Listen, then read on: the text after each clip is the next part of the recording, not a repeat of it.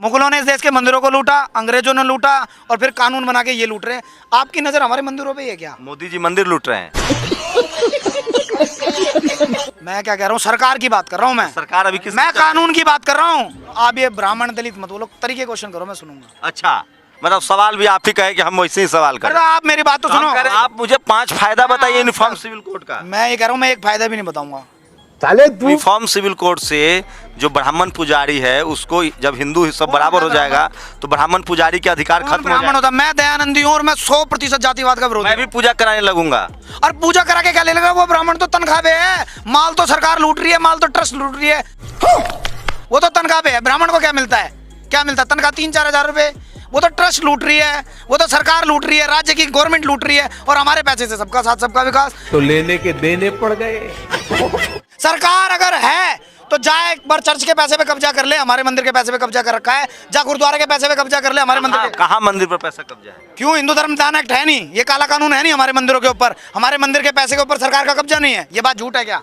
ये झूठ है। मंदिर में बैठे ईश्वर के प्रति आस्था किसकी? हमारी है ना। पुजारी को तो मिलता क्या है? पुजारी को तो भरपेट रोटी भी नहीं मिलती, उसके बच्चों की स्कूल की फीस भी नहीं जाती। मतलब ये धंधा, इतनी दयनीय स्थिति है बेचारे की। धंधा मंदा हो गया है। धंधा था ही नहीं है कभी। तो दोस्तों वीडियो की इतना ही क्लिप देखकर तो समझ गए होंगे कि आज की वीडियो किस टॉपिक पे होने वाली है। पर उससे पहले बता दूं कि ये भाई साहब तो कहते हैं कि मोदी जी मंदिरों को लूटकर सबका साथ सबका विकास करने की बात करते हैं मोदी जी। तो चलिए दोस्तों ज़्यादा देर ना किए करते हैं वीडियो को स्टार्ट। आप क्यों यूनिफॉर्म सिविल कोड के पक्ष में हैं? यूनिफॉर्म सिविल कोड के पक्ष में इसलिए मैं हूँ मैं, क्योंकि मैं बाबा साहब अम्बेडकर को अपना आदर्श मानता हूँ। मैं उनका अनुयायी हूँ। मैं सुबह उठ के रोज़ बाबा साहब अम्बेडकर का धन्यवाद करता हूँ। और बाबा साहब अम्बेडकर इस बात के पक्षधर थे कि देश में यूनिफॉर्म सिविल कोड आए। मैं लोहियावादी हूँ, इसलिए भी मैं यूनिफॉर्म सिविल कोड का पक्षधर हूँ। मैं इस देश में संविधान सभा का सम्मान करता हूँ और इस संविधान का भी सम्मान करता हूँ, इसलिए भी मैं यूनिफॉर्म सिविल कोड की मांग करता हूँ। और देश की राजनीतिक पार्टी 1950 से यूनिफॉर्म सिविल कोड की मांग कर रही है। ओह, ऐसा है क्या? तो मैं ये जानना चाहता हूँ कि इसके लागू होने से क्या क्या देश में फायदे होंगे। इस बात को एक बार सार्वजनिक करें। कौन लोग लटकाए हुए थे इस बिल को? किसकी वजह से आपको लगा कि 1950 से अब तक लटका हुआ है, आज तक नहीं आया है? वही लोग जो संविधान से चलने वाली संसद में बैठ के सरेआम संविधान की धज्जियां उड़ाते आ रहे हैं। नाम बताइए, नाम लेने में डर लग रहा है। राजनीतिक पार्टी डरता तो मैं किसी से हुई नहीं जी। तो नाम बताइए आप कौन? नाम लेते जाओ, मैं हाँ भरता जाऊंगा। बहुत तेज हो रहा है, बहुत तेज हो रहा है। किसकी सरकार है देश में? क्या? इस देश में नेहरू थे, इंदिरा थी, राजीव थे। सरकार नहीं है, सरकार एक ही आदमी की है, कानून की। आदमी बदल जाता है, कानून। लच्छेदार भाषण, भाई नेहरू अच्छा भाषण नहीं दे पाया, ये स्वर्गवास हो गया। राजीव गांधी का भी स्वर्गवास हो गया, इंदिरा गांधी का स्वर्गवास हो गया। अच्छे भाषण देने से देश नहीं चलेगा, देश योजनाओं से और कानूनों से चलेगा। और योजना वे की वही हैं जो हमारा शोषण कर रही हैं।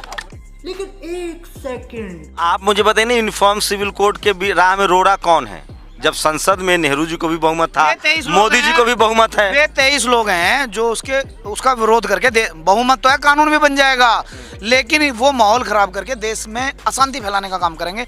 और इस देश में इतना सौंदर्य है, इतनी सुंदरता है, उसे कुरूप बनाने का वे काम करते हैं, तोड़फोड़ कर देते हैं, आगजनी कर देते हैं। आपको पता है यूनिफॉर्म सिविल कोड से जो ब्राह्मण पुजारी है उसको जब हिंदू सब बराबर हो जाएगा तो ब्राह्मण पुजारी के अधिकार खत्म हो जाएगा। मैं दयानंदी हूँ और मैं 100% जातिवाद का विरोधी मैं भी हूँ। पूजा कराने लगूंगा।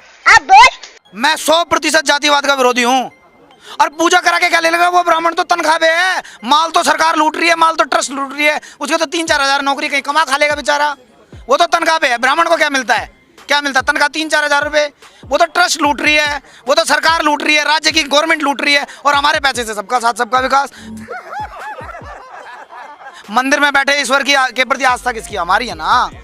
पुजारी को तो मिलता क्या है? पुजारी को तो भरपेट रोटी भी नहीं मिलती, उसके बच्चों की स्कूल की फीस भी नहीं जाती। मतलब ये धंधा, इतनी दयनीय स्थिति है बेचारे की। धंधा मंदा हो गया है। धंधा था ही नहीं है कभी। ईश्वर की पूजा करने को धंधा है। आप पुजारी वाला बात अरे कह रहा धंधा उसे मौलाना साहब नहीं कर रहा था धंधा, उसे रोक लेना जाके। वो रोक ले, वो धंधे को कोई रोक ले, सरकार रोक ले। सरकार अगर है तो जाए एक बार चर्च के पैसे पे कब्जा कर ले, हमारे मंदिर के पैसे पे कब्जा कर रखा है। जा गुरुद्वारे के पैसे पे कब्जा कर ले, हमारे मंदिर के। कहाँ मंदिर पर पैसा कब्जा है? क्यों? हिंदू धर्म दान एक्ट है नहीं, ये काला कानून है नहीं हमारे मंदिरों के ऊपर। हमारे मंदिर के पैसे के ऊपर सरकार का कब्जा नहीं है। ये बात झूठ है क्या? अरे हाँ भाई हाँ। राज्य की सरकारों का मंदिर के ऊपर कब्जा नहीं है। क्या करेगा पंडित जी? पंडित जी को तो बदनाम करा है और सरेआम बदनाम किया है। और इस देश का समाज है जो उस व्यक्ति के साथ खड़ा नहीं हो रहा, जो अपने बच्चों को शिक्षा नहीं दे पा रहा, इतने अभाव में जी रहा वो व्यक्ति। कौन शिक्षा नहीं दे पा रहा है? भाई इतनी महंगी शिक्षा है, लूट मार की शिक्षा है, पैसे से शिक्षा चलेगी। यूनिफॉर्म सिविल कोड से सबको बराबर शिक्षा मिल जाएगी। आप मेरी बात सुनो, आप बहुत भ्रमित व्यक्ति हो, आप एक क्वेश्चन पे अटे रहो, आप जो प्रश्न पूछते हो उसका मैं जवाब देता हूँ, फिर उस जवाब को आप पुराने प्रश्न से जोड़ते हैं। आप भ्रमित नहीं रहो, पानी पिलाओ इन्हें दोबारा से। यूनिफॉर्म सिविल कोड का फायदा तो बता दीजिए देश को। आप ब्राह्मण पे क्यों लेके आते हैं बार बार बात? आप दलित पे क्यों? मैंने कहा मैं दयानंदी हूँ, मैं महर्षि दयानंद का अनुयायी हूँ। अरे देश जातियों में बता देश है ना सर। कहाँ बटा? इस देश की संसद ने बांट रखा है। आप यूनिफॉर्म एजुकेशन लेकर आओ, सबके लिए समान शिक्षा लेकर आओ, समान कानून लेकर आओ, समान सुख सुविधाएं लेकर आओ, और हमारे मंदिर में जितना पैसा है वो हमारा पैसा है, उस पैसे को निकालो और हिंदू धर्म की कोई भी जाति हो, हर गरीब व्यक्ति के लिए फ्री शिक्षा, फ्री चिकित्सा और फ्री मकान मिलना चाहिए। वो धन किसका? मंदिर के पैसे से क्या होना चाहिए? ये फंस गया सीएम। हमारे हिंदू धर्म की, हमारे आंदोलन का पार्ट है ये। मंदिरों में जितना धन है वो किसका? मंदिर की जमीन किसकी? हमारी। मंदिरों में जो प्रतिमा है उसके प्रति आस्था किसकी? उसमें दान कौन दे रहा है? उस धन पर अधिकार किसका? तो हमारे समाज के जितनी भी गरीब लोग हैं हमारे हिंदुओं के, उन सबको फ्री शिक्षा मिले उस पैसे से, फ्री चिकित्सा मिले, और बेघरों को सबसे पहले घर मिले, है ना, और बहन बेटी को बराबरी का अधिकार मिले। वो पैसा, हमारा पैसा हमारे लोगों पे खर्च हो। सरकार हमारे पैसे से सबका साथ सबका विकास कैसे कर देगी? सबका, फिर तो सबका सहयोग ले। मंदिर की भी लूट करे, मंदिर की लूट कर रही है, चर्च की भी लूट करे।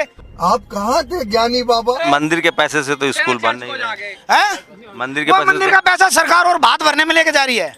कहाँ मंदिर के पैसे सरकार के पास जा रहे हैं? पढ़ो ना, गूगल करो, मैं ये माइक मैं पकड़ रहा हूँ, गूगल करो। आप बताइए ना मुझे। आप ट्रस्ट गूगल करो, ये तो निजी ट्रस्ट। आप गूगल करो। बता रहा हूँ, एक मुगलों ने इस देश के मंदिरों को लूटा, अंग्रेजों ने लूटा, और फिर कानून बना के ये लूट रहे हैं। आपकी नजर हमारे मंदिरों पे है क्या? मोदी जी मंदिर लूट रहे हैं। मैं क्या कह रहा हूँ? सरकार की बात कर रहा हूँ मैं। सरकार अभी किस? मैं कानून की बात कर रहा हूँ। मैंने कहा व्यक्ति बदल जाए, आप बन जाओ प्रधानमंत्री, मुझे कोई फर्क नहीं पड़ता। कानून बदलेगा मुझे जब फर्क पड़ेगा। तो तमिलनाडु, मैं कह रहा हूँ, मैं देश में कानून के शासन का पक्षधर हूँ, मैं व्यक्तिवादी नहीं हूँ। आप सुन नहीं रहे बस। मैं कह रहा हूँ, आप मेरी बात सुनो। आप ये ब्राह्मण दलित मत बोलो, तरीके क्वेश्चन करो, मैं सुनूंगा। अच्छा, मतलब सवाल भी आप ही कहे कि हम वैसे ही सवाल करें। अरे आप मेरी बात तो सुनो। यूनिफॉर्म सिविल कोड का फायदा तो गिना दीजिए। फायदा गिनवा दीजिए। फायदा बता दो दिया। अच्छा, जातिवाद आप नहीं मानते हैं? मैनिफेस्टो ले वो बीजेपी का, उसमें फायदे लिख रहे हैं वे कानून भी नहीं, आप जातिवाद मानते हैं कि नहीं? 1% भी नहीं। घोर विरोधी हूं मैं जातिवाद का। अभी पता चलेगा। मैं हिंदू हूँ भाई, आप भी हिंदू हैं। हिंदू देख के शादी होता है कि जाति देख के शादी होता है? ईमानदारी से बताइएगा, सीना पर हाथ रख के। मेरी बात सुनो, शादी होती है गुण, कर्म, स्वभाव और शिक्षा देख के। ईमानदारी से बताइए। ईमानदारी से। मैं केजरीवाल कितने लोग हैं जो जाति देख के शादी नहीं होता? मैं केजरीवाल तो नहीं कि मैं लिख के दे दूं। भाई साहब ये किस लाइन में आ गए आप? एनसीआरबी के आंकड़े हैं सर, रोज जाति के नाम पर हत्याएं हो रही है। जाति के नाम पर हत्याएं हो रही है। कहाँ हो गई हत्या? हत्या हो रही है तो सरकार जिम्मेदार है, कानून क्यों नहीं बनाती कठोर? तो आप मुझे 5 फायदा बताइए यूनिफॉर्म सिविल कोड का। मैं ये कह रहा हूँ, मैं एक फायदा भी नहीं बताऊंगा। ये कानून आएगा और ये आएगा और हम इसके पक्षधर हैं। क्यों? अरे गूगल क्यों नहीं करते? गूगल भी तो करो, हो सकता है मेरी बात झूठी हो। अरे क्या करूं मैं इसका? हमारी लड़ाई विचारों की लड़ाई है, उन विचारों की जो किससे लड़ाई है आप लोग? विचारों की, वो जो तो देश को तोड़ने की बात। कौन लोग तोड़ते हैं? काले कानून बना के, उन काले कानूनों के पक्ष में नारे लगा के, देश हित के कानूनों का विरोध। काला कानून है जो कौन लो आप? अरे नारे लगते हैं, मेरे से पहले पहुंचते हो आप। कौन लोग देश तोड़ रहे हैं? बताइए, किसको देशद्रोही कर रहे हैं? मैं तोड़ रहा हूँ देश? मैं आपकी बात तो कर ही नहीं रहा। तो कौन आप कह रहे हैं देशद्रोही है? कौन देशद्रोही है? देश जो नारे लगा रहे हैं देश में। हमारे यहाँ ऐसा ही होता है। तो दोस्तों, आप सभी को क्या लगता है कि वाकई में मंदिरों को लूटकर मोदी जी सबका साथ सबका विकास करते हैं? अगर ऐसा है तो आप लोग अपना प्रतिक्रिया कमेंट सेक्शन में दीजिएगा। और हाँ, आप लोग ये भी बताइएगा यूजीसी कानून लाकर मोदी जी ने सही किया या गलत, तो आप लोग ये भी ज़रूर बताइएगा।